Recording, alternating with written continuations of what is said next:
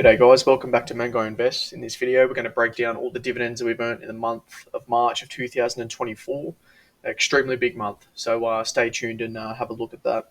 But the total equity, we've got $284,000 in USD, and then you've got also a bit of the cash just sitting on the sidelines, just waiting to be deployed, just under $25,000 USD here.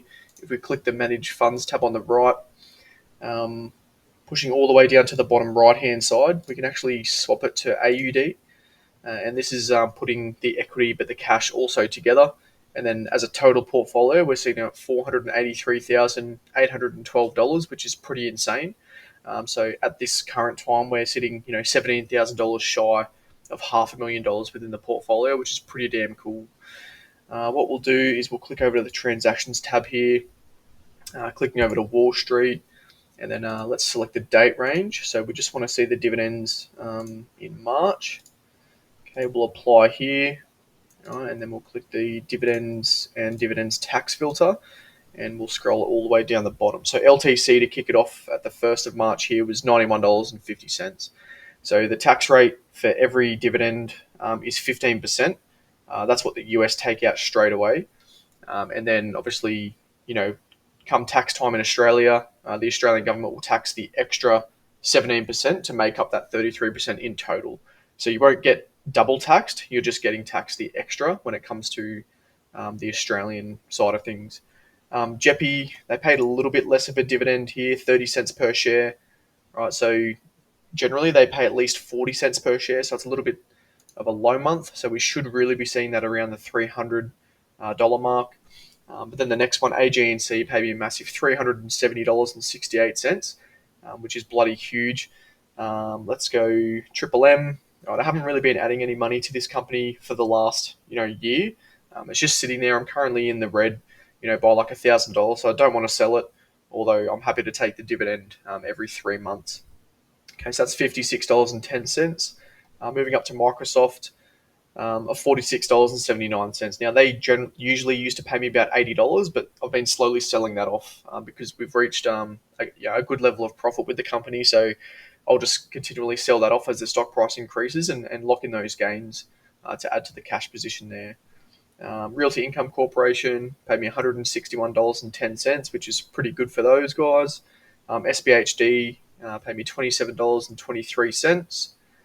SCHD, I haven't really been adding to this company either. The stock price is a little bit high. I want it to drop another $10 before I start heavily investing into that ETF there. But $80.89, not too bad for every sort of 3 months. And QILD is the big one. This is the big pay within the portfolio here. Pays a dividend yield of like over 11%, so it's pretty huge. $433.63. So a very good month right there. Let's go have a look at the totals. All right, so this is the Google Sheets in which I track all my dividends. So I just place what I've earned for the month, and then slowly track that down, and we can come to a monthly and a yearly sort of averaged income. Over to the left, this is the total amount of dividends earned. Although once we go through this, we'll update that and see what the difference is. But scrolling down, okay, so what I want to do is go from the month of March when we first started. So March of 2020, we earned $543. Pushing to the next year in 2021, we earned $845, so a pretty big increase there. And then March of 2022, we earned a massive $1,282. Let's fast forward to the next March of last year, right, $944. So we've actually reduced in value there. That would have been, probably because we sold BHP or something like that. Not too sure there. But we've had a heavy reduction in the stock price there. But we've gone back up and we've actually beaten 2022. So we've gone from $944 to March this year of $1,486. All right, so that's actually not too bad there. And if we were to go to the average yearly income, right, you can sort of see that slowly tracking up. So we're going to have, roughly just under $15,000 USD coming in every single year there.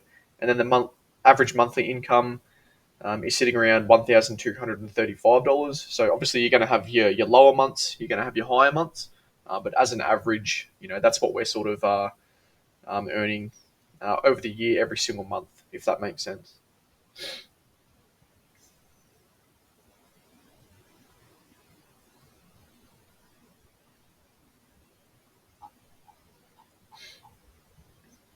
Right, and scrolling up, let's just see how much we've earned, since we've started investing over 2019. So we'll just highlight the top bar and then come all the way down till the month of March of 2024.